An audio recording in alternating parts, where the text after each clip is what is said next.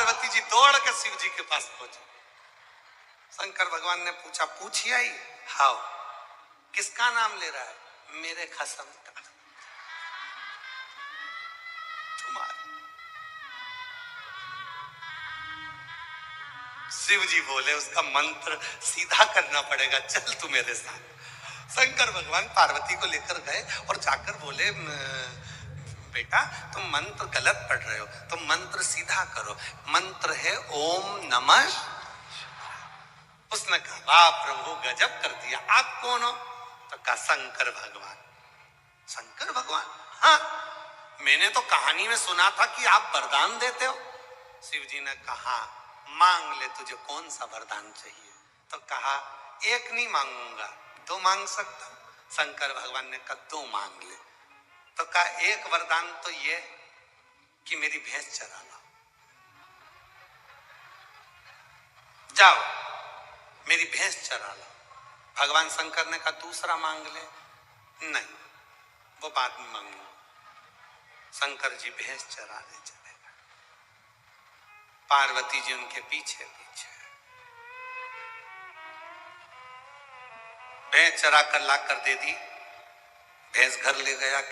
वो भैंस चराने वाला पत्नी रोटी बना रही थी,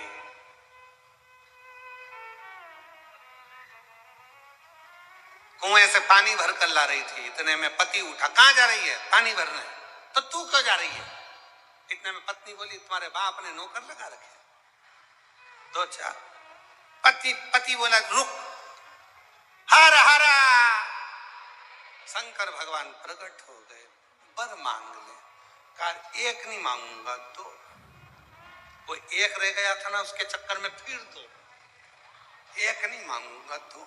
शिव जी ने कहा, दो मांग ले। तो कहा, एक तो ये कि मेरी पत्नी बड़ी परेशान हो रही है, तुम कुएं से पानी भरना। शिव जी बोले, दूसरा भी अब भी मांग। तो अब भी मांग। कि नहीं, मैं तो बाद में मांगूंगा, अभी नहीं मांग। फिर चल।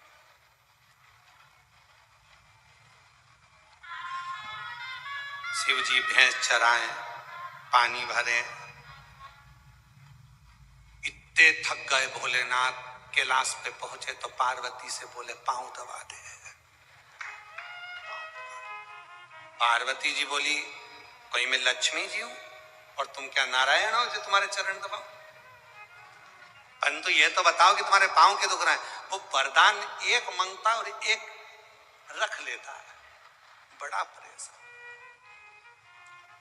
उसके दो वरदान जिस दिन पूरे हो जाएंगे, गंगा नहाया में तो गंगा। पार्वती जी बोली, मैं भी बहुत परेशान हो गई हूँ, ना रात देखता है ना दिन देखता है। एक दिन आधी रात को भैंस को पानी पिलाने बुला लिया तुमको, मैं बहुत परेशान हूँ। शिव जी बोले, अब तू ही मेरा साथ दे दे, कुछ भी ऐसा कर कि वो दोनों वरदान मांग ले। शिव जी, तब पार्वती जी बोली, तुम चिंता मत करो, आज दोनों वरदान निपटा के मानेंगे। इतने में उसने पहला वरदान फिर बुलाया, हर हर।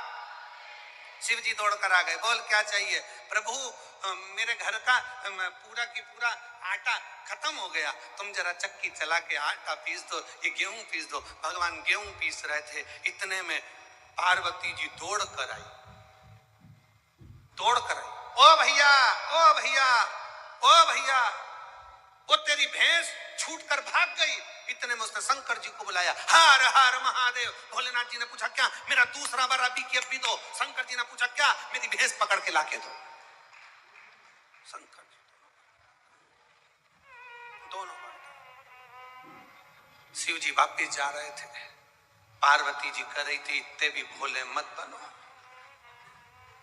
इतने भी भोले मत बनो कि दो वर के चक्कर में फंस जाते हो। अब कोई कितने भी वर मांगे पर सबको मिला के एक ही देना,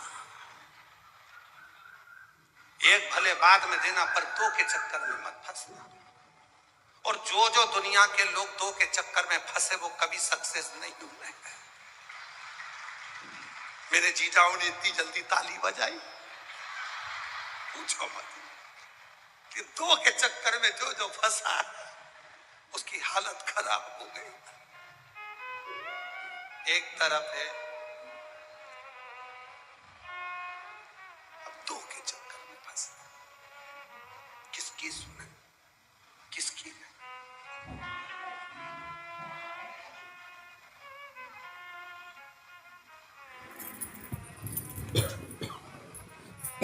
अच्छा, लोगों को लगता भले है कि भगवान कृष्ण की 16,108 रानियां గ్రామాల అభివృద్ధి దిశను ఇప్పుడు గ్రామాలు స్వయంగా నిర్ణయించుకుంటాయి. వికసిత గ్రామ పంచాయతీ ప్రణాళికల ద్వారా పథకాలు అనుసంధానమవుతాయి. ప్రధానమంత్రి గతిశక్తి ద్వారా ప్రధానమంత్రి నరేంద్ర మోదీ గారి నాయకత్వంలో ఈ नहीं, द्वारकापुरी का संचालन करने वाली वो 16,108 रानियां अर्थात हमारी इस शरीर रूपी द्वारका को संचालित करने वाली 16,108 शरीर की नाड़ियां हैं जो हमारे शरीर का संचालन करती है। ये दुनिया को लगता है कि द्वारकानाथ की, मेरे भगवान कृष्ण की 16,108 रानियां, पर वो रानियां नहीं, वो शरीर की नाड़ियां हैं जो संचालित शरीर को कर रहे हैं, शरीर को संचालित।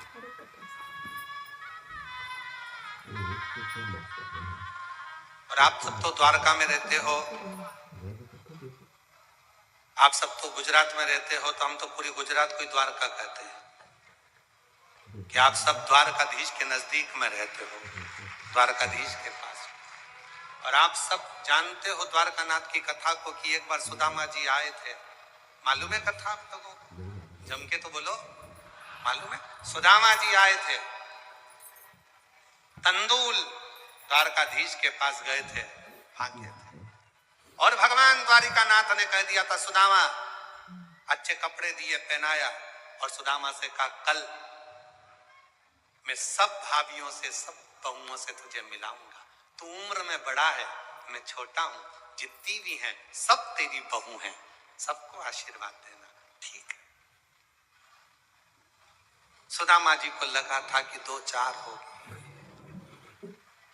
आज भगवान द्वारकानाथ ने सुदामा को सिंहासन पर बिठा लिया, अपने पास में रतनजड़ी सिंहासन पर, और सारी रानियों से कह दिया मेरा मित्र आया है, उम्र में बड़ा है, ब्राह्मण है, चरण छूना, सब आना, आशीर्वाद लेना, उसके बराबर कोई नहीं होगा।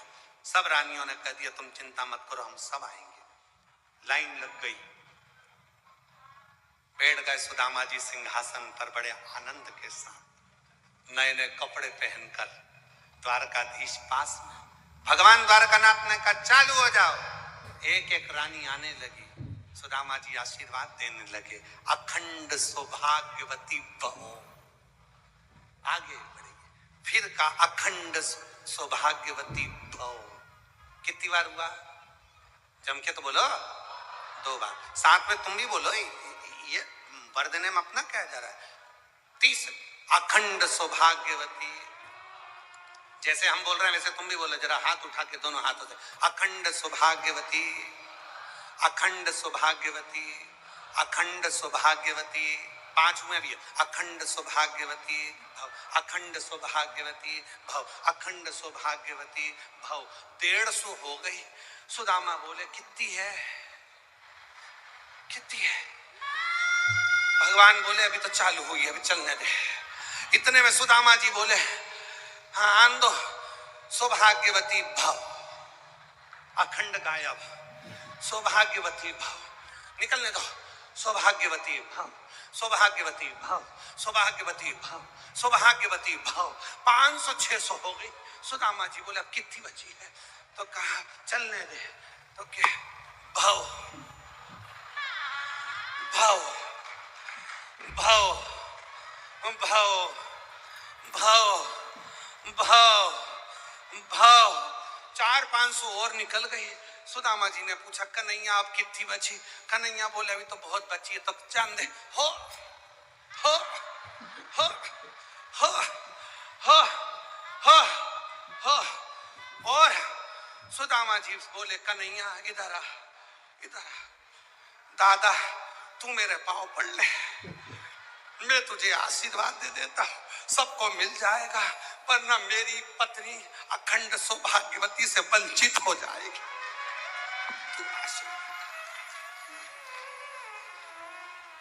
कन्हैया बोले सुदामा से सुदामा अभी तो तेरी बहू में 16,108 हैं, फिर इनके बच्चे आएंगे। अपने ताऊ जी को प्रणाम करने। सुदामा जी बोले बच्चे कितने हैं? तो कहा एक एक रानी के 11-11।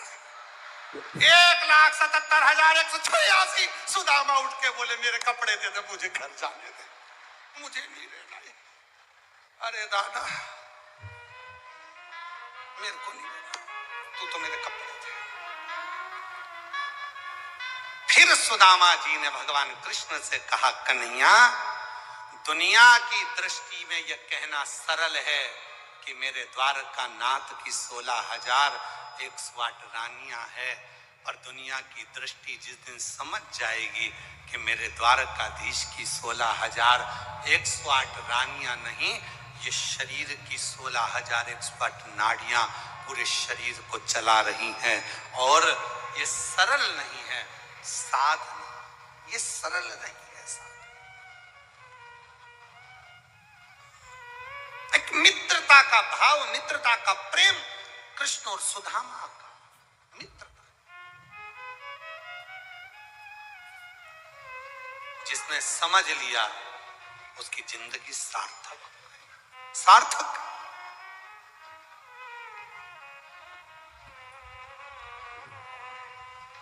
क्या नहीं, इसीलिए शायद वो बात आती है ना, जितनी राधा रोई रोई कान्हा के लिए, जितनी राधा रोई रोई कान्हा के लिए, कन्हैया उतना रोया रोया सुदामा के लिए, कन्हैया उतना रोया रोया सुदामा के लिए। ये प्रेम है, ये वात्सल्यता, ये स्नेह है जो दिया है।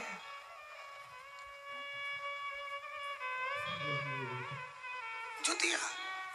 दुनिया कहती है भगवान का इतना बड़ा परिवार, भगवान का इतना बड़ा कुल, भगवान का इतना बड़ा परिवार। जो समझ गया कि मेरे द्वारका नाथ का इतना बड़ा परिवार क्यों है, क्योंकि वो केवल द्वारका का संचालन नहीं कर रहा है, वो शरीर का भी संचालन हमारा कर रहा है, संपूर्ण जगत का संचालन कर रहे हैं, उसको समझने वाला चाहिए। और वो सुदामा के आशीर्वाद से भगवान कृष्ण समझाने का प्रयास कर रहे हैं कि सुदामा, मनुष्य को लगता है कि एक रानी, दो रानी, तीन, नहीं, ये संपूर्ण जगत का संचालन करने वाला। ये दुनिया की दृष्टि में हो सकता है कि अलग।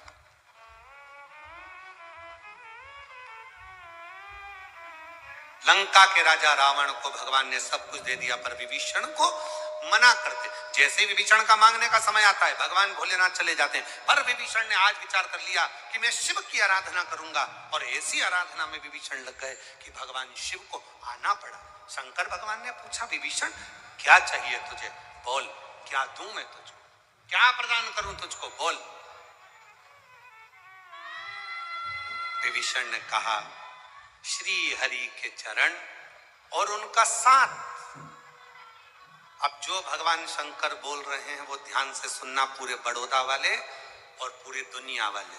शिव जी ने कहा, विभीषण तू कह रहा है कि श्री हरि का साथ चाहिए, श्री हरि की सेवा चाहिए। विभीषण, अभी तक मैंने तुझे नहीं दिया, उसका एक कारण है। अगर तुझे श्री हरि का साथ और उनका सेवा चाहिए तो तेरे परिवार वाले तुझे अपयश देंगे, तेरे परिवार वाले तुझे गाली देंगे, तेरे परिवार वाले तुझे आड़ा टेढ़ा बोलेंगे, तेरे परिवार वाले तुझे गिनेंगे नहीं, हल्का समझेंगे, अपशब्द कहेंगे, ताने देंगे, गालियां दी जाएगी, सारे घर की ओर से तुझे ठोकर मार दी जाएगी, तब जाकर कहीं तुझे श्री हरि का साथ मिलेगा।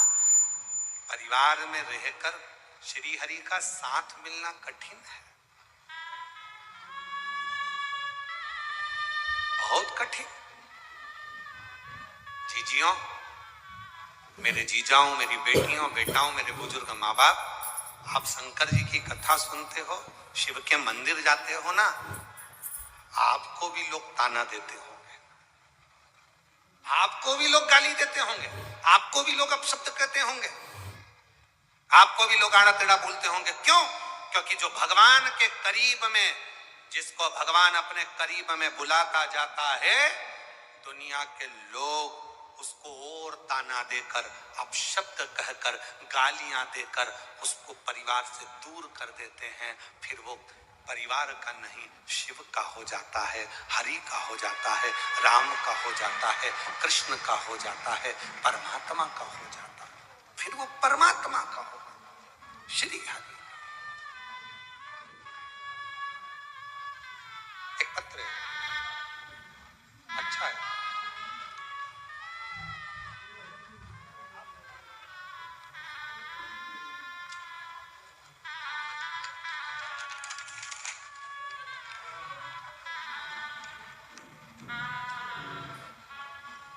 मैं बड़ोदरा नरसाली की रहने वाली हूं।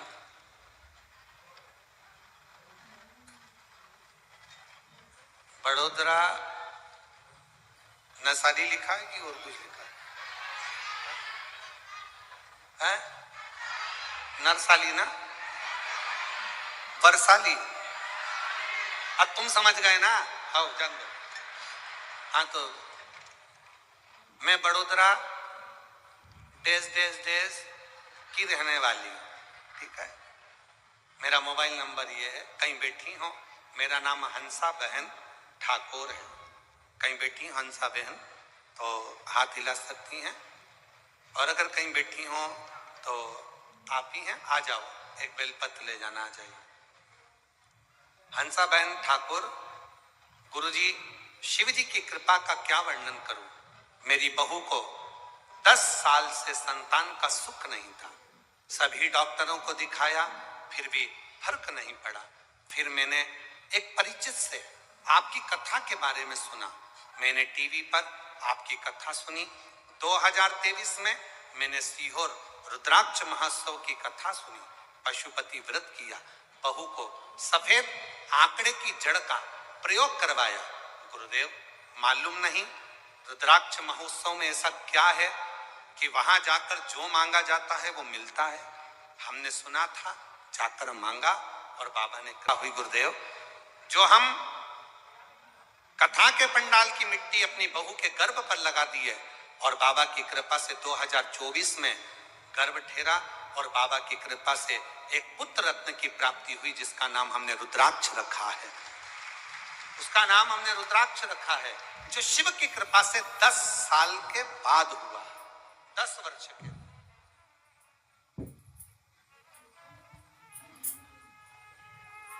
हम आपको जानते नहीं थे, हम आपको पहचानते भी नहीं थे, पर शिव पुराण की कथा ने आपसे मिला दिया, और 10 साल के बाद मेरी बहू को संतान का सुख। 10 वर्ष।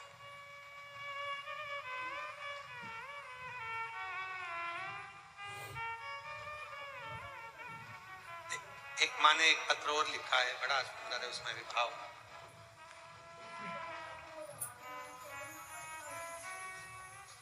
मेरा नाम मनीला पटेल है, मेरे पति का नाम अमृतलाल पटेल है। मेरा मोबाइल नंबर ये है। मैं राजकोट गुजरात से आई हूँ, कहीं बैठी हूँ तो हाथ हिला सकती हैं। मेरा नाम मनीला पटेल, पति का नाम अमृतलाल पटेल, मोबाइल नंबर ये। मैं राजकोट गुजरात से हूँ, अपने पोते और परिवार के साथ पंडाल का दर्शन करने और मिट्टी को छूने के लिए आई। गुरुजी, क्या वर्णन करूं, मेरे बेटे बहू के यहाँ 5 वर्षों से संतान नहीं थी, संतान का सुख नहीं था। हमने बड़े बड़े डॉक्टरों को दिखाया, पर सभी रिपोर्ट में यही आया कि संतान प्राप्ति नहीं हो सकती। पर विचार करा, फिर हमने आयुर्वेद दिखाया, दवाइयां ली, तो भी कोई निर्णय नहीं आया।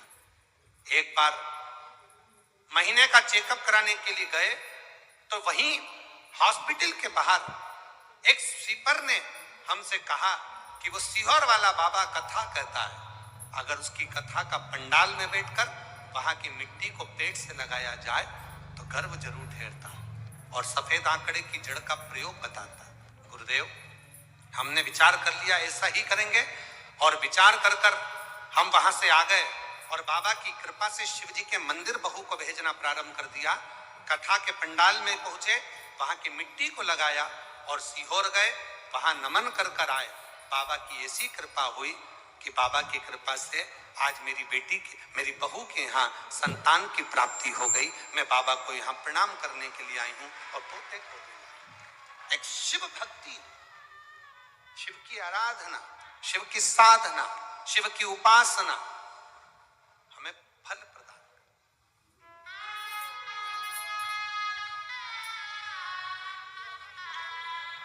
शिव साधना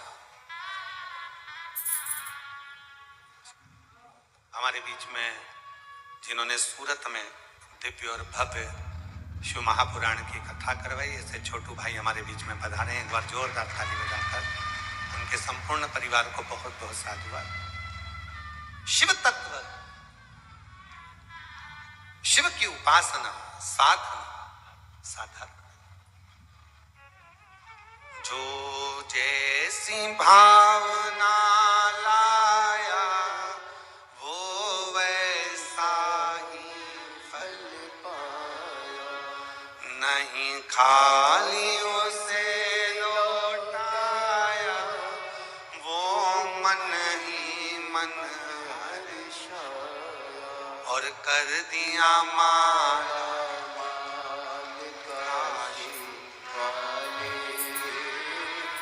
लुटा दिया भंडार काशी वाले, लुटा दिया भंडार काशी वाले, कर दिया माला काशी वाले। जिस भावना से, जो भाव लेकर हम शिव के करीब में जाते हैं वो मिलता है। विभीषण, मैं पहली बार में ही तुझको दे सकता था, पर विभीषण याद रखना, श्री हरि के करीब में जाने के लिए परिवार के लोग ताना देंगे, गाली देंगे, अपशब्द कहेंगे, आड़ा टेढ़ा बोलेंगे और ना जाने कितने कितने लांछन तुझ पे लगा देंगे, तब जाकर श्री हरि का साथ मिलेगा। तब जाकर श्री हरि का साथ।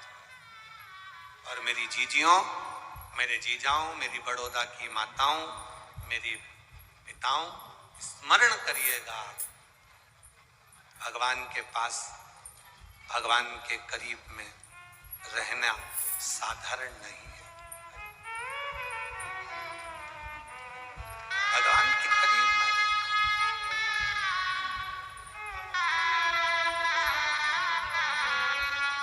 जो जैसी भावना शंभू शंभू शंभू शंभू शंभू 10 वर्ष के बाद वैसा ही फल पाया, नहीं खाली उसे लौटाया वो मन ही मन हर्षाया, कर दिया माला माल जोरदार ताली बजाएं। 10 वर्ष के बाद संतान की प्राप्ति। लुटा दिया भंडार काशी वाले, लुटा दिया लुटा दिया लुटा दिया लुटा दिया लुटा दिया भंडार काशी वाले, कर दिया माला माल काशी वाले। जिस भाव से, जिस आनंद के साथ आप देव अधिदेव महादेव से अपने मन का भाव कहते हो, बाबा उसको स्वीकार कर लेते, स्वीकार कर।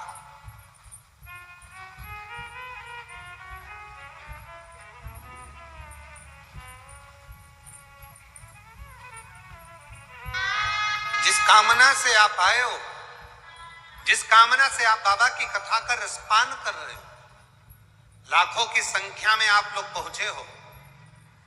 शिव महापुराण कथा पंडाल में हम जानते हैं नहीं मिलती जगह, पर आप अपना अपना छाता चादर लेकर आए हो, ओढ़ कर बैठे हो, कथा का रस तत्व ग्रहण कर रहे हो, बाबा से अपने मन की बात कह रहे हैं, मन की बात, हृदय की बात।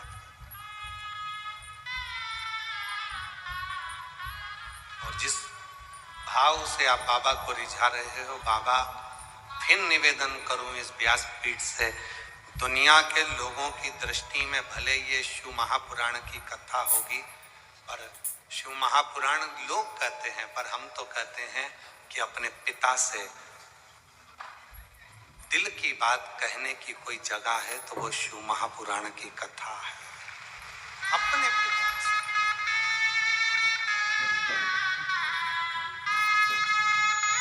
अपने दिल की बात अगर कहीं कह सकते हैं तो वो भगवान देवाधिदेव महादेव से शिव महापुराण की कथा में जाकर उससे अपने मन का भाव दिल से उससे विनय कर सकते, निवेदन कर सकते। शिव कथा कह रहे, शिव महापुराण की कथा वर्णन कर रहे। विभीषण, अगर तुझे मैंने श्री हरि का साथ दिया तो समझ लेना कि तेरे ऊपर बहुत बहुत इल्जाम लगेंगे, अपशब्द कहे जाएंगे, तेरा परिवार तुझे आड़ा टेढ़ा कहकर धक्के मार कर तुझे निकाल देगा, तुझे जाना पड़ेगा। कहा सब मंजूर है, अगर वो श्री हरि मिले तो सब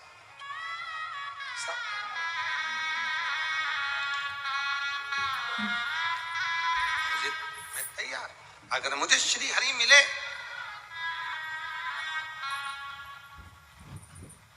कितना सुंदर कहा भगवान के सामने, शिव जी के सामने विभीषण कहता है, ये नाते, ये रिश्ते, ये कुटुंब, ये कबीले, ये सारे संबंध, पत्नी, बच्चे, घर के जितने भी ये संबंध हैं, सारे संबंध उस परमात्मा ने बनाकर भेजे और पूर्व के कर्म के अनुसार बनाकर भेजे।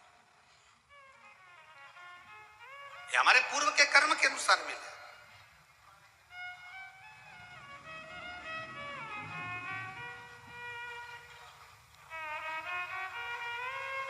कई माताएं कह देती है, गुरुजी ऐसा पति मिला है, खूब झगड़ा करता है, खूब लड़ाई करता है।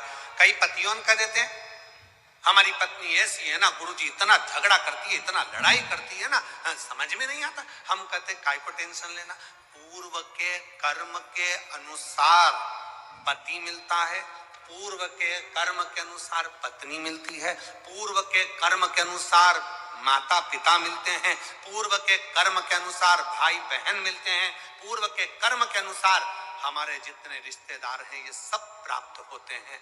तुमने पूर्व में किसी का कुछ पाया होगा तो तुम्हारे भाई बहन नाते रिश्ते तुमसे छुड़ा छुड़ा कर लेकर चले जाएंगे। ये पूर्व का कर्म है, आज का नहीं। इसलिए बार बार कहते हैं, मत बुरे कर्म कर बन वरना पछताएगा, भगवान की आंखों से तू बच नहीं पाएगा, तू बच नहीं पाएगा। अरे ओ अज्ञानी मत करना दानी, अरे ओ अज्ञानी मत करना। बस प्रणाम कर लो, प्रणाम। तेरे कर्म का फल भी तो ही पाएगा। 5 वर्ष के बाद हुआ है, जोरदार ताली बजाकर साधुवाद। तेरे कर्म का फल भी तो होगा। जोरदार ताली बजाकर बधाई दीजिए एक बार साधु।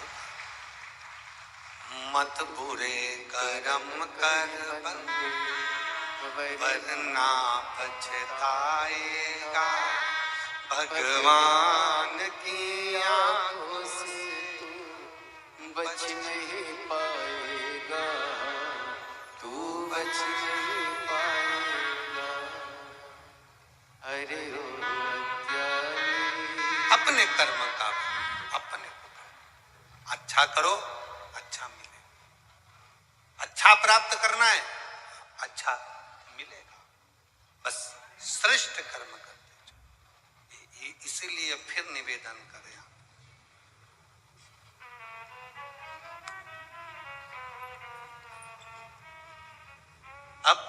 किस्मत का ताला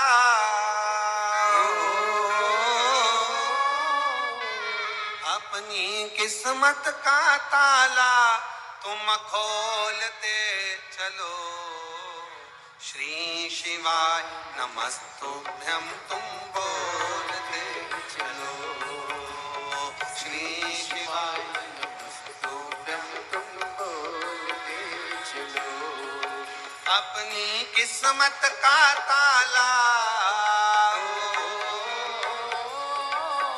अपनी किस्मत का ताला अपनी किस्मत का ताला तुम खोलते चलो श्री शिवाय नमस्तुभ्यं तुम बोलते चलो श्री शिवाय नमस्तुभ्यं तुम बोलते चलो श्री शिवाय नमस्तुभ्यं श्री शिवाय नमस्तुभ्यं श्री शिवाय नमस्तुभ्यं श्री शिवाय नमस्तुभ्यं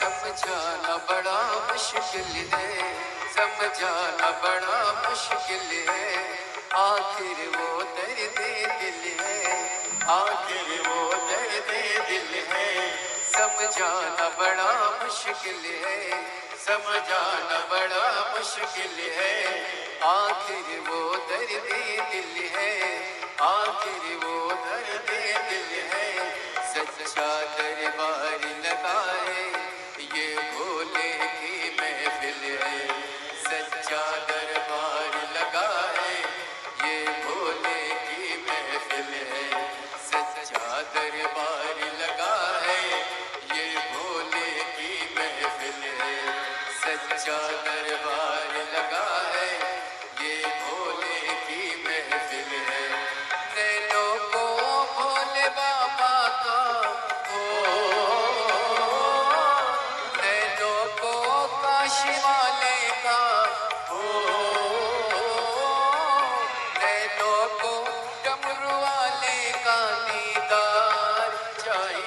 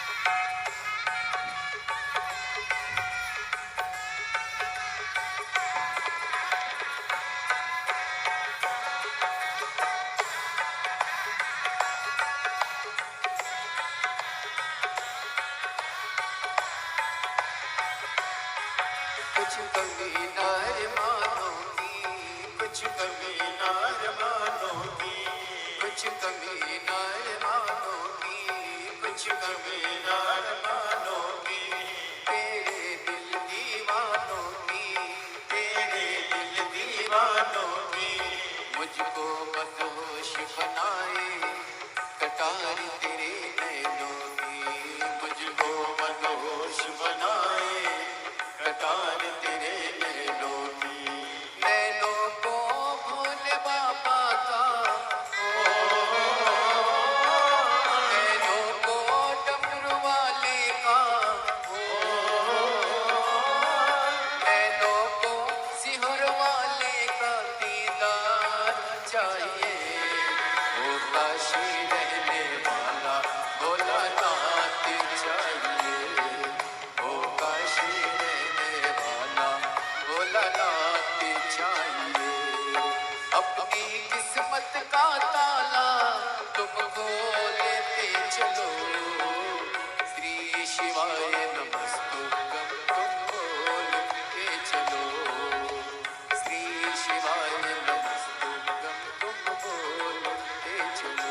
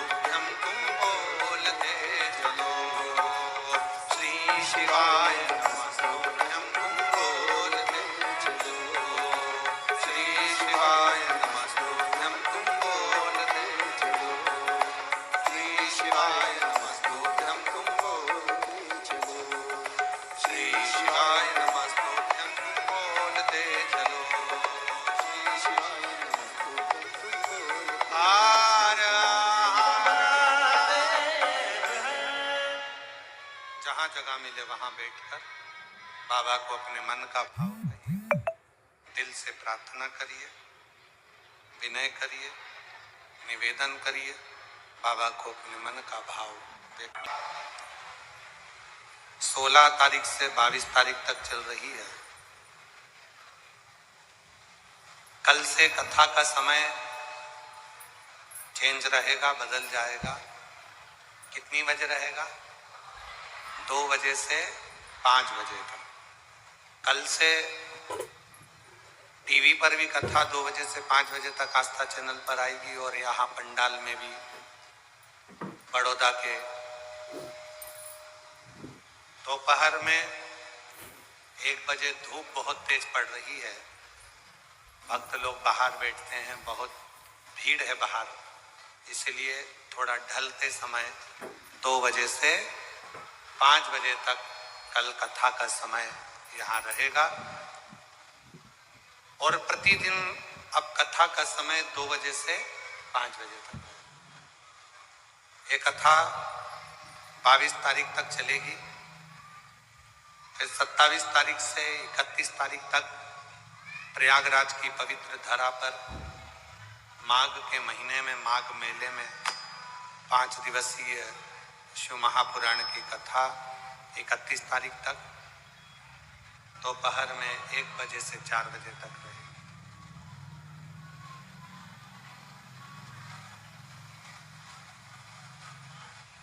हृदय से बाबा को अपने मन का भाव कहिए, दिल से प्रार्थना करिए, विनय करिए, निवेदन करिए, बाबा को विनती करिए।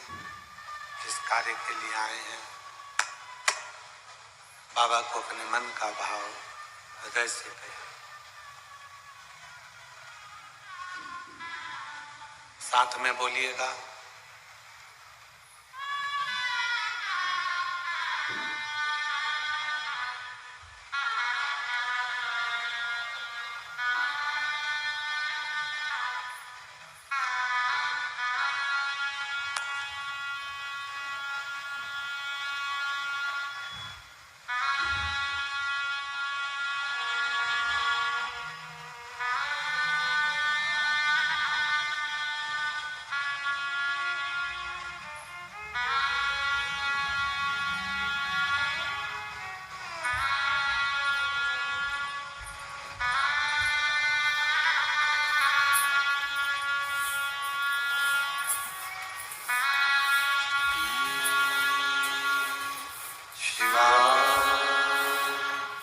नमस्तु श्री शिवाय, नमस्तु श्री शिवाय, नमस्तु श्री शिवाय, नमस्तु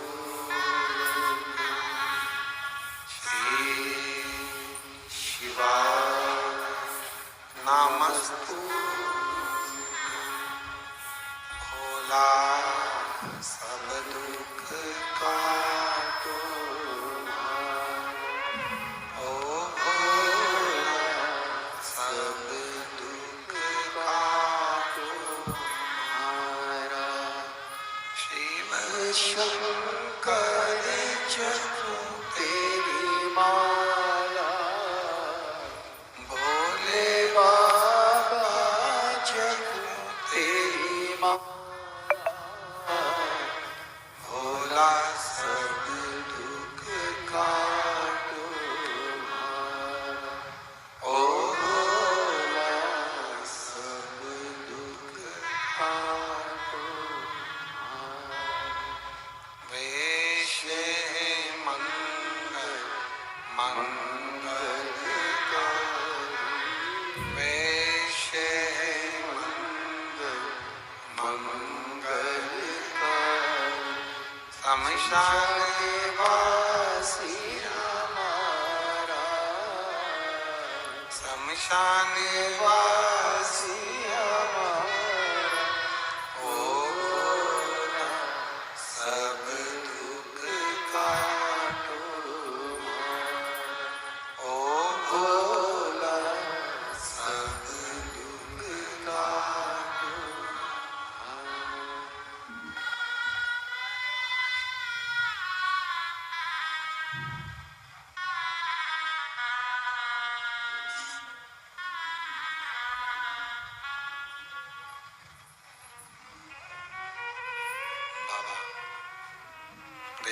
महादेव। भगवान शिव ओगड़दानी त्रिकालदर्शी कैलाशी अविनाशी। भगवान शंकर की पवित्र कथा कह रही। भगवान शिव जी ने विभीषण को कहा, वर दिया, श्री हरि राम के रूप में तुम्हें मिलेंगे।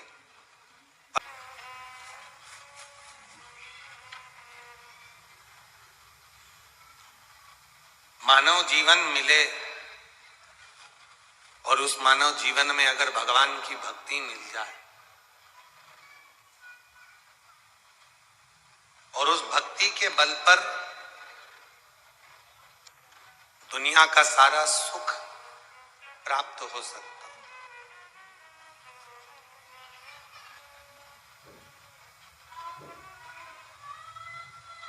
बस याद रखना कि एक अपनी जिह्वा और एक अपनी निगाह, ये दोनों कभी फिसलना नहीं चाहिए।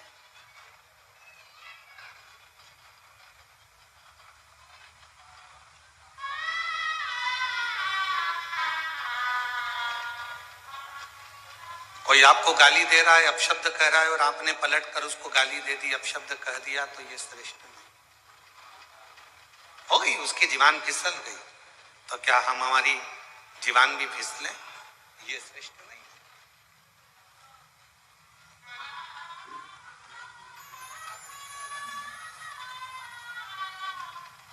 बाथरूम में कोई फिसल गया तो आप उसको देखकर आप भी फिसलोगे क्या? अरे बोलो तो जम के। कोई रोड पे चलते चलते फिसल गया तो क्या उसको देखकर आप फिसलोगे? संभलोगे। ये फिसल गया पर मैं ना फिसलूं, मैं संभल कर चलूं, मैं ना फिसलूं, क्योंकि अगर मैं फिसला तो ये इसको लगी है, मुझे भी लग जाएगी, इसलिए थोड़ा संभल।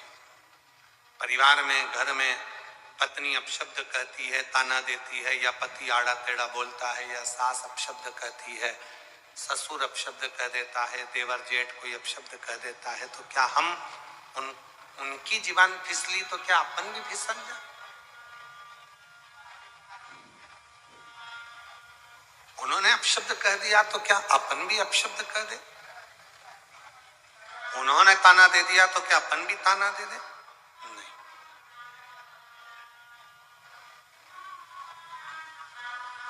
सुंदर संवाद है शिव महापुराण का, बहुत सुंदर संवाद।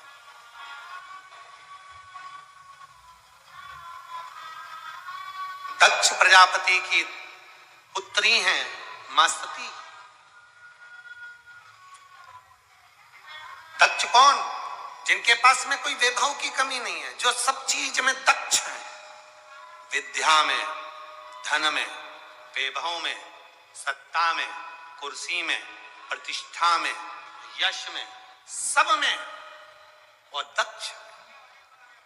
अब जब वो संपूर्ण विद्या में दक्ष है, संपूर्ण कार्यों में दक्ष है, तो उनकी बेटी भी सती भी हर कार्य में दक्ष होगी।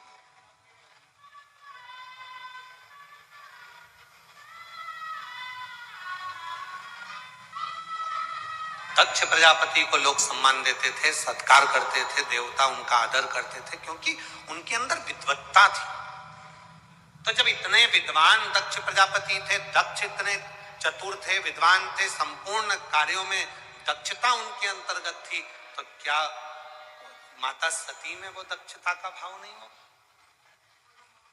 था? पर मां सती सब दक्ष के अनुकूल या परिवार के सदस्य ज्यादा बेलपत्र आ गई, थोड़ी थोड़ी बेलपत्र अपने अड़ोसी पड़ोसी मोहल्ले में दे देते हैं।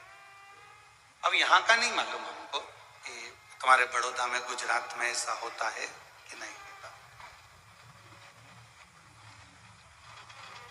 थोड़ी थोड़ी बेलपत्र, 4-5 इधर दे दी, 4-5 उधर दे दी, 4-5 उधर दे दी, ऐसी 4-6 जगह पर उस बेलपत्र को प्रदान कर देते हैं। उस बेलपत्र को दे देते हैं कि ये 4-6 जगह बेलपत्र हमने दे दी।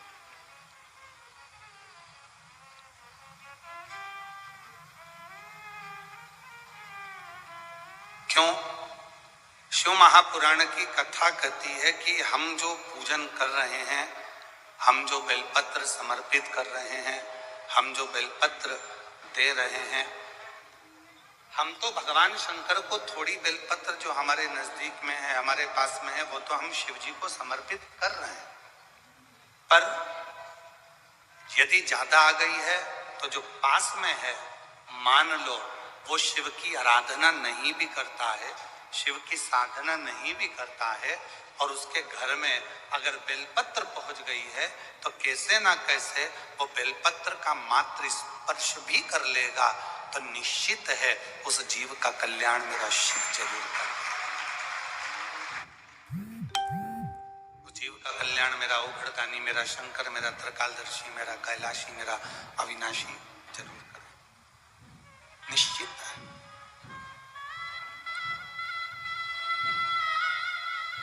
और शंभु शरणे पड़ी मांगू घड़ी रे घड़ी दुख काटो मांगो घड़ी रे घड़ी दुख काटो, दया करें दर्शन आपो। शिव पुराण कह रही है, माँ मंदोदरी लंकापति रावण के लिए भी साहित्य रख रही है, और वो मंदोदरी विभीषण के लिए भी साहित्य रख रही है। अब कई कई माताओं के मन में एक भाव उत्पन्न हो जाता है, क्या तुम्हारे पूजन की तैयारी मैं करूं? तो तुम्हारे पूजन करने से कौन सा फायदा है? जब तुम्हारे पूजन की तैयारी मैं कर रही हूँ, पूजन का साहित्य में रख रही हूँ, पूजन का साज में सजा रही हूँ, पूजन का सारा सामान में लाकर रख रही हूँ, तो फिर मतलब ही क्या पूजन करने से?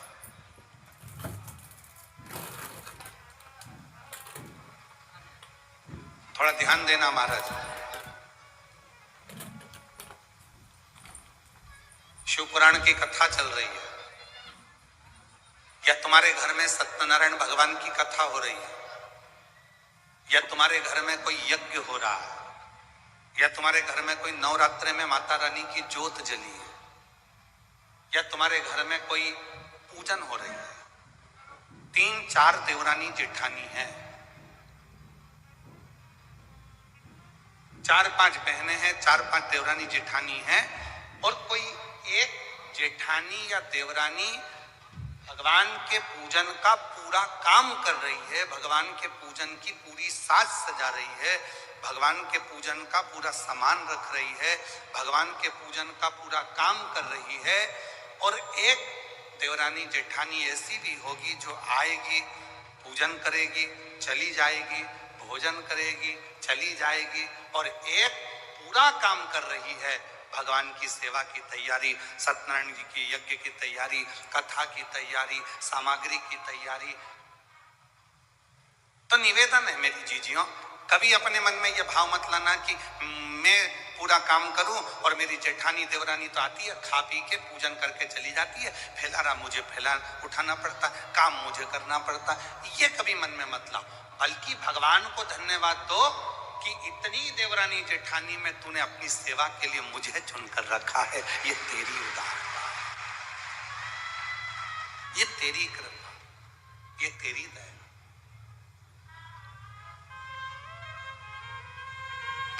तुम्हारे घर के बगीचे में, तुम्हारे घर के गमलों में कितने सारे पौधे लगे हैं, इतने सारे पौधों में कितने सारे फूल लगे हैं। ईमानदारी से बोलना, तुम अगर फूल तोड़ती भी हो, फूल तुम चुनती भी हो, भगवान के लिए चुनो चाहे अपने लिए चुनो, अगर तुम फूल तोड़ती हो तो पूरे बगीचे का सबसे सुंदर जो फूल होता है, गुलाब का फूल खिला हुआ, कमल का फूल खिला हुआ, जो भगवान को देने के लिए या अपने लिए जो फूल तुम चुन रही हो, वो बगीचे का सबसे सुंदर फूल जो होता है, उसको तुम चुनती हो, उसको तुम चुनकर रखती हो, उसको तुम तोड़ती हो। उसी तरह पूरे परिवार में चार पांच देवरानी जेठानी ननंद ये वो पूरे परिवार में इतने सारे लोग हैं, पर भगवान शंकर यदि तुम्हें शिव महापुराण की कथा में लेकर गए हैं, या भगवान के मंदिर तुम जा रही हो, या भगवान की सेवा तुम कर रही हो, या आराधना साधना तुम कर रही हो, तो समझ लेना कि परमात्मा ने भी पूरे घर के बगीचे में से जो सबसे सुंदर फूल था वो तुम्हें अपने करीब में लेकर आए, तुम्हें अपने पास में। वो सुंदर पुष्प आप, वो सुंदर फूल आप, और मैंने तेरे ही भरोसे बाबा, तेरे ही भरोसे हवा बिच उड़ती जावागी बाबा, डोर हंतो छबीला में कटी जावागी। तो वो सुंदर पुष्प आप। लंका का राजा रावण भगवान की पूजन कर रहा है, विभीषण भगवान की पूजन कर रहा है, पर पूजन का साज पूरा जमा रही है तो वो मंदोदरी जमा रही। पूजन का पूरा श्रेष्ठ कर्म अगर कर रही है, साज सजा रही है, भोग लगा रही है, सामग्री लाकर रख रही है, तो वो मंदोदरी रख रही है। मंदोदरी फल किसको मिल रहा है? रावण पूजन कर रहा है, मंदोदरी ने सामान लाकर रखा है, तो रावण को पूजन का जितना फल मिलेगा उसका 10वां अंश फल मंदोदरी को प्राप्त होगा, क्योंकि उसने पूजन का साहित्य लाकर। आप लोगों में से कई लोग ऐसे भी बैठे होंगे जो बीमा करते हैं, और आप लोगों में से कई लोग ऐसे बैठे होंगे जो बीमा खुद का करवा चुके हैं। तुम्हारे मोहल्ले में तुम्हारे परिवार वाला तुम देखो तो देखो, इतना जमा करोगे इतना प्राप्त होगा, ऐसा जमा करोगे ऐसे प्राप्त होगा, एक्सीडेंट में इतना मिलेगा, और निपट गए तो इतना मिलेगा।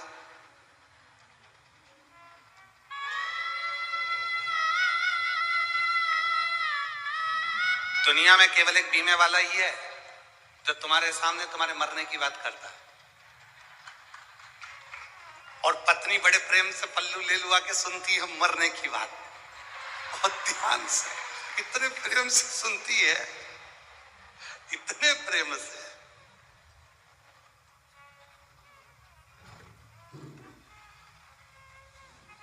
एक्सीडेंट में इतना मिलेगा, और मान लो टिकट कट गया, चले गए, तो इतना मिलेगा, और पत्नी बड़े प्रेम से सिर पे पल्लू, बस इतना ही, बस इतना ही। फिर बीमे वाला बोलता है नहीं नहीं भाभी जी ये तो अलग से है और ये ऐसा है, तो भाभी जी भी फिर सिर पे पल्लू लेके बोली हाँ अब ठीक है, अब ठीक।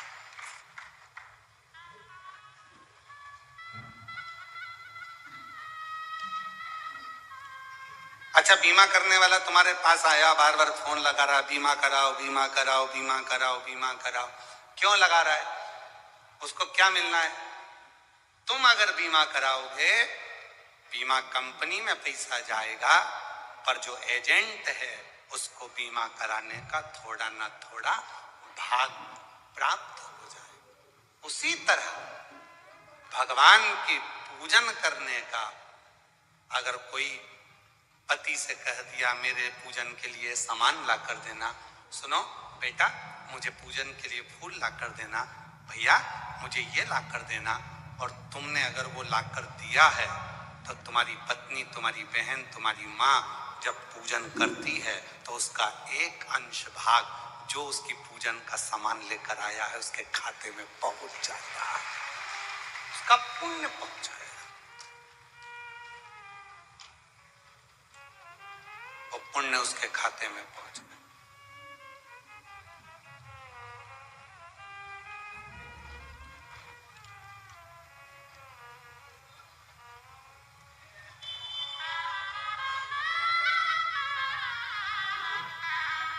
प्राप्त हो गए।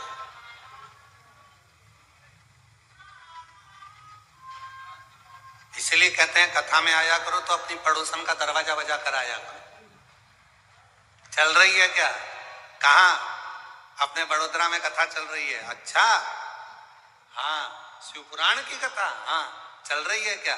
वो आए चाहे ना आए, हो सकता है तुम्हारे बोलने से वो आ भी जाए।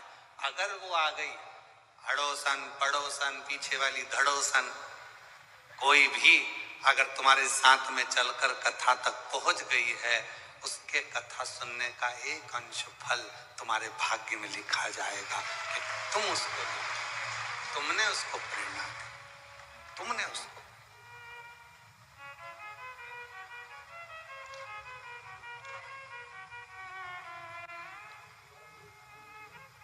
एक विश्वास अपने भीतर जागृत करिए, और जब विश्वास जागृत हो जाएगा, जब भरोसा जागृत हो जाएगा, तब परमात्मा को मिलने में देरी नहीं लगेगी।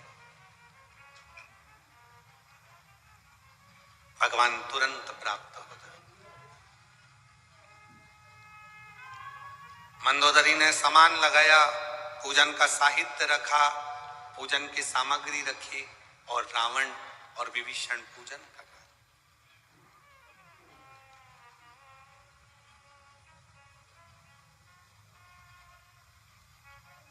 अब दोनों पूजन करे। लंका का राजा रावण भगवान शंकर से पूजन के बाद में मांग रहा है कि मुझे धन दीजिए, वैभव दीजिए, सत्ता दीजिए, संतान दीजिए, और मुझे विजय दीजिए। और विभीषण शिव जी की पूजन कर कर मांग रहे हैं, मुझे श्री हरि का दर्शन दीजिए और श्री हरि का साथ दीजिए और उनके चरणों की सेवा दीजिए। दोनों।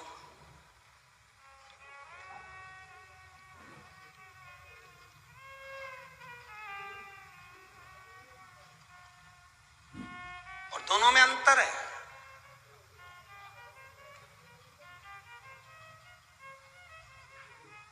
व्यक्ति की चाल दो वजह से बदल जाती है। व्यक्ति की चाल बदलती है दो वजह से, एक बदलती है धन से और दूसरी बदलती है धर्म से।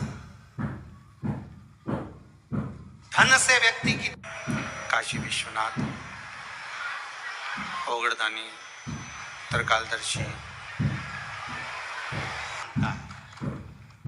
एक धन से जब व्यक्ति की चाल बदलती है तो उसमें अभिमान आ जाता है, मैंने किया, मैं कर रहा हूं, मैं सब संभाल लूंगा।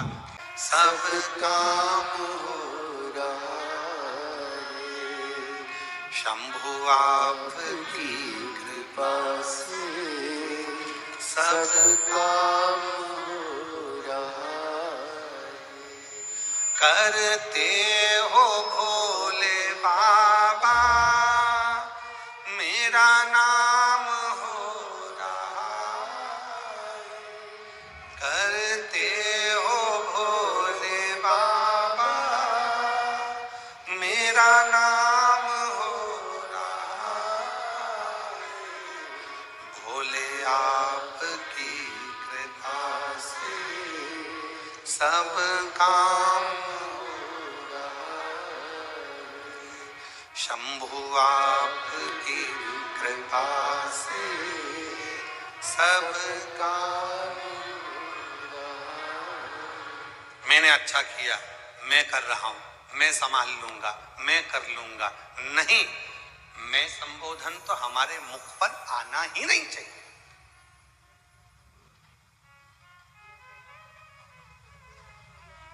हमने कई बार व्यासपीठ के माध्यम से एक बात कही, तुम्हारे बेटे की शादी नहीं हो रही, तुम्हारी बेटी की शादी नहीं हो रही, तुम्हारे संतान का सुख नहीं हो रहा, तुम्हारे घर में वैभव नहीं आ रहा।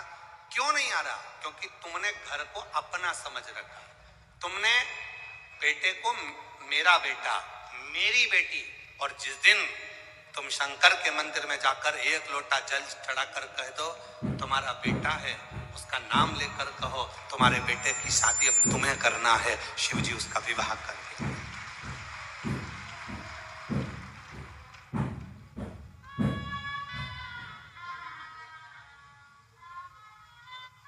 थोड़ा नहीं बहुता में करेंगे, अच्छा करेंगे। थोड़ा बहुत नहीं करते, बहुता।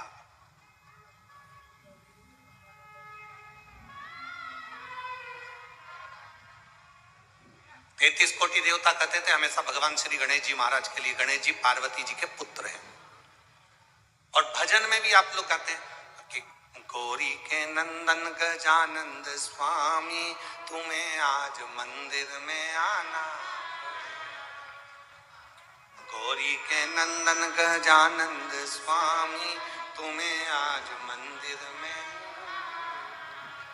जितने भजन मिलेंगे गणेश जी के सब में गौरी के नंदन, गौरी के पुत्र, गौरी गजानन, गौरी गणेश। आप गणेश जी का नाम गौरी के साथ जोड़कर पूजन करते हो।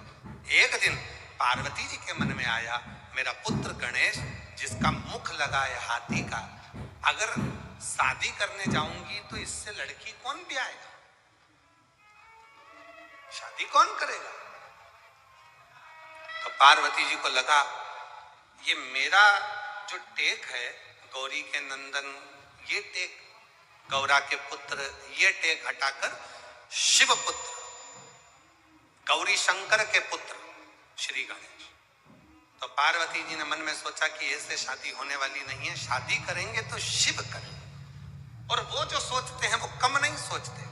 पार्वती जी तो सोच रही थी कि गणेश जी के लिए एक बहू मिल जाए, गणेश जी के लिए एक लड़की मिल जाए जिससे मैं शादी कर दूं। सारे पूरे देवताओं में, 33 कोटि देवताओं में, पूरे ब्रह्मांड में मां पार्वती जी ने लड़की को ढूंढ लिया, पर गणेश जी के लायक कोई कन्या नहीं मिली, कोई बेटी नहीं मिली। तब भगवान शंकर के पास एक दिन पार्वती जी बैठ गई और पार्वती जी भगवान शिव से बोली तुम्हारे पुत्र गणेश जी का विवाह नहीं हो रहा है। शंकर जी हंसने लगे और कहने लगे पार्वती मेरा पुत्र गणेश? हाँ। तो शिव जी बोले अभी तक तो दुनिया के लोग कहते थे गौरी पुत्र गणेश।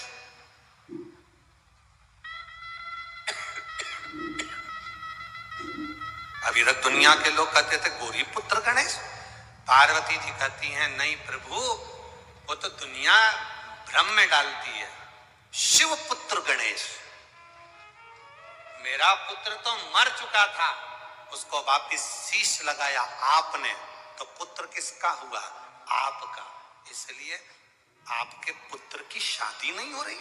शंकर भगवान ने कहा मेरे पुत्र की शादी नहीं हो रही है, ये हो सकता है? शंकर भगवान ने डमरू बजाया, जैसे डमरू बजाया देव ऋषि नारद आए। नारद जी से कहा मेरे पुत्र के लिए लड़की देख कर आओ, उसकी शादी करना है।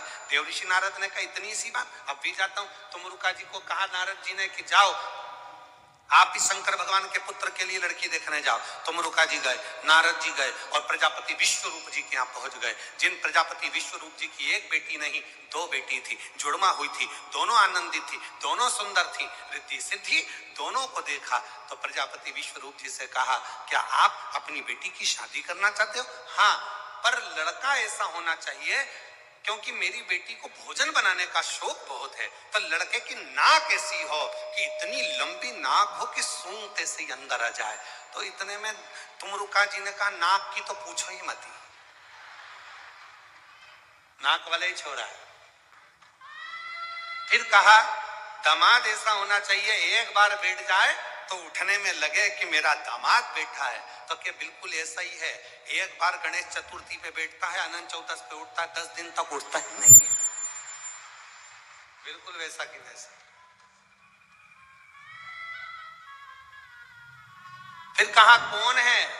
तो कहा शंकर जी के पुत्र श्री गणेश जी। प्रजापति विश्वरूप जी ने कहा ठीक है विवाह पक्का। अभी तक पार्वती के पुत्र थे तो विवाह में देरी हो रही थी,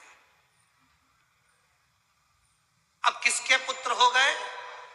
शिव के। आधे से ज्यादा संबंध शादी के कैंसिल काय को होते हैं। बोलो बोलो, ईमानदारी की बात बोलना।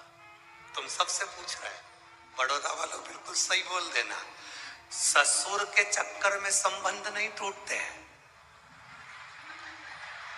जो बोले सो निहाल ससुरियर का। अब समझ में आया? जैसे संबंध जोड़ने की बात आती है, जैसे रिश्ता जोड़ने की बात आती है, तो लड़की की माँ सबसे पहले देखती है कि लड़के की मां बहुत तेज है बाबा, बहुत तेज। मैं तो नहीं करूं मेरी बेटी की शादी। उसकी माँ इतनी तेज, इतनी बोलने में एक्सपर्ट, वो तो पटर पटर पटर पटर दिन भर कुछ ना कुछ बोले। जरा सी हम गए थे उनके यहाँ लड़का देखने के लिए, तो पानी पिलाने के लिए देवरानी आई ने, रिश्तेदार आए ने, ये सबसे वो तो ऐसी हुक्म चलाए जैसे सब नौकर चाकर हो। तो उन्होंने सोच लिया ये तो मेरी लड़की को नौकरानी बना के धरेगी, मैं तो नहीं करूं शादी दादा, मैं तो नहीं। फिर मन में आया नहीं नहीं, लड़के का पिताजी बड़ा अच्छा, एकदम शांत, चुप, कर्पूर गौरम कर्णावतार, एकदम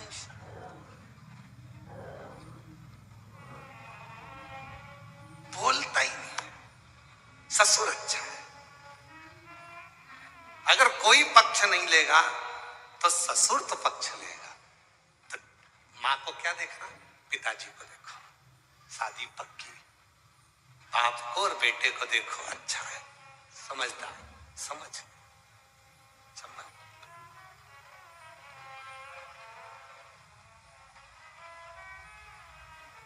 किसके पुत्र हैं गणेश जी महाराज?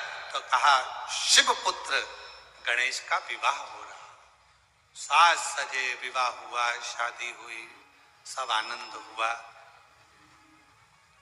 रिद्धि सिद्धि शादी कर कर घर आ गई। शिव जी ने पार्वती जी को बुलाया, कहा तुम्हारे घर में बहुएं आ गई हैं दो दो, अब तुम्हारी जवाबदारी ज्यादा बढ़ गई है। पार्वती जी ने पूछा क्या पहले मेरी जवाबदारी नहीं बढ़ी थी? नहीं, अब ज्यादा बढ़ गई। क्या जवाबदारी बढ़ गई है? शंकर भगवान ने कहा पार्वती जी तुम्हारी दो दो बहुएं आ गई, अब तुम्हारी जवाबदारी ज्यादा बढ़ गई है। दोनों बहुओं को रसोई घर सौंप दो, घर सौंप दो। और पार्वती तुम्हारी जवाबदारी ये बढ़ गई कि अब तुम मेरी सेवा दिल से करो, अब तुम्हें नहीं देखना। आग लगे बस्ती में, अपन रहो मस्ती में। क्या किसको रोइए, चादर तान के सोइए। अब अपने को टेंशन नहीं लेना, अब छोड़ो।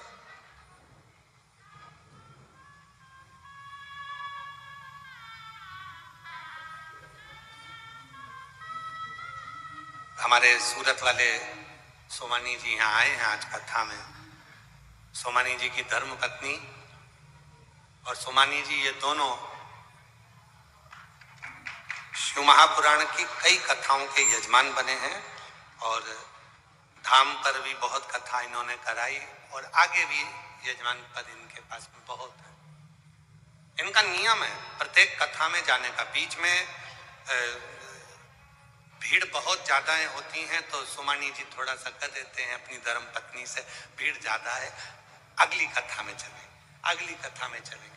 3-4 कथा में जो नहीं जा पाए तो उनकी धर्म पत्नी हमेशा एक ही बात कहती, क्या भीड़ से डरना, चलो आगे तो बढ़ो, चलो कथा में तो चलो। क्या सोचो, शिव के प्रति समर्पण का भाव। अब छोड़ो ये सब, प्रभु आपकी कृपा से सब काम हो रहा है। भोले आपकी कृपा से सब काम हो रहा है। करते हो भोले बाबा मेरा नाम हो रहा है। मांग रहा है, कुर्सी मांग रहा है, पद मांग रहा है, प्रतिष्ठा मांग रहा है और दूसरे मेरे विभीषण भगवान श्री हरि के चरणों की सेवा मांग रहे हैं और श्री हरि का साथ मांग रहे हैं।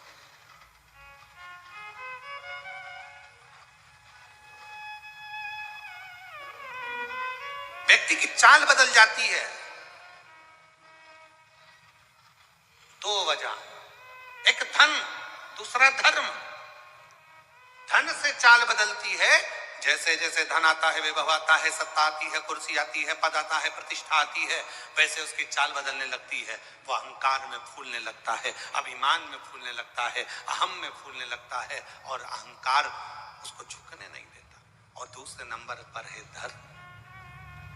धर्म में अगर कोई व्यक्ति जुड़ गया, सत्संग में अगर कोई व्यक्ति जुड़ गया, परमात्मा की अविरल भक्ति में अगर कोई व्यक्ति जुड़ गया, तो फिर उसकी चाल बदलेगी। कितना भी वो करोड़पति क्यों ना हो, वो नर्म होकर रहना प्रारंभ कर देता है। नर्म होकर, उसकी नम्रता मूल, उसके भीतर की नम्रता।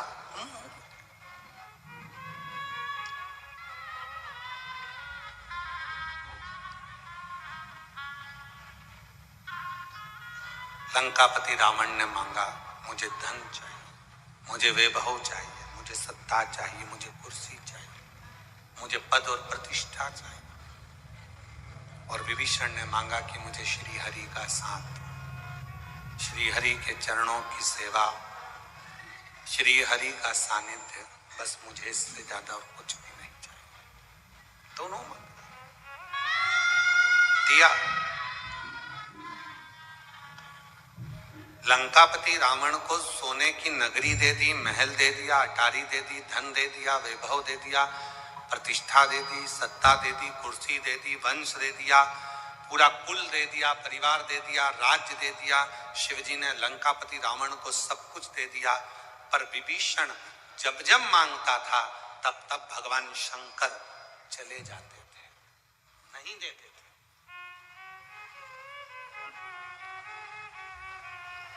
चले जाते थे, क्योंकि धन मिलना सरल है, संपदा मिलना सरल है, सत्ता मिलना सरल है, कुर्सी मिलना सरल है, पद प्रतिष्ठा मिलना सरल है, दुकान, व्यापार, फैक्ट्री, व्यवसाय सब मिलना सरल है।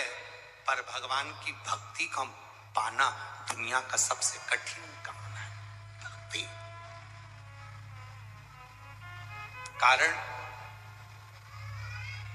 कुर्सी मांगोगे तो एक बार मिलेगी, सत्ता मांगोगे तो एक बार मिलेगी, वैभव मांगोगे तो एक बार मिलेगा, पर भक्ति अगर मांग ली, वो भी भगवान की, और तुम भगवान के अविरल भक्त हो गए, तो जब जब भगवान को बुलाओगे तब तब पालोगे। लाओ मुझे ये ला कर दो, लाओ मुझे वो ला कर दो, लाओ मुझे ये ला कर दो।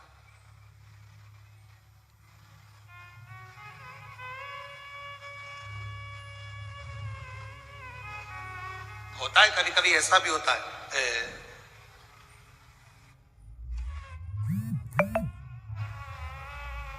एक भैंस चराने वाला एक साधारण सा भक्त था।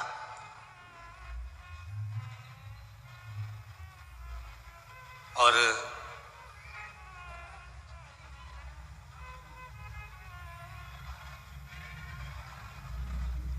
उसका एक मित्र था।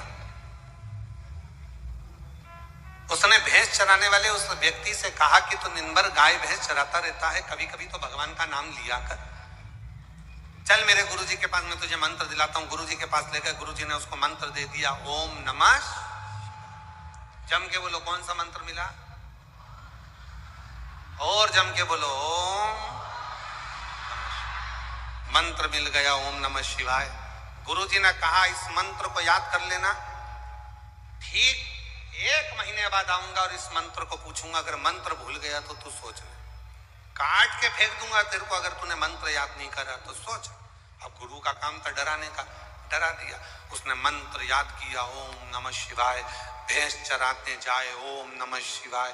गाय चराने जाए, ओम नमः शिवाय, ओम नमः शिवाय, ओम नमः शिवाय, ओम नमः शिवाय, ओम नमः शिवाय। 4 दिन बाद वो सो गया। सुबह उठा, भैंस ली, चराने के लिए चला, चिल्लाता हुआ चला, ओम नमः शिवाय, ओम नमः शिवाय, ओम नमः शिवाय। उसकी भैंस पानी पीने के चक्कर में गई थी, कहीं चली गई। इतने में एक व्यक्ति दौड़ कर आया, अरे ओ कालू, ओ तेरी भैंस जाए, जल्दी जा पकड़। उसने जो भैंस पकड़ने के लिए गया, मंत्र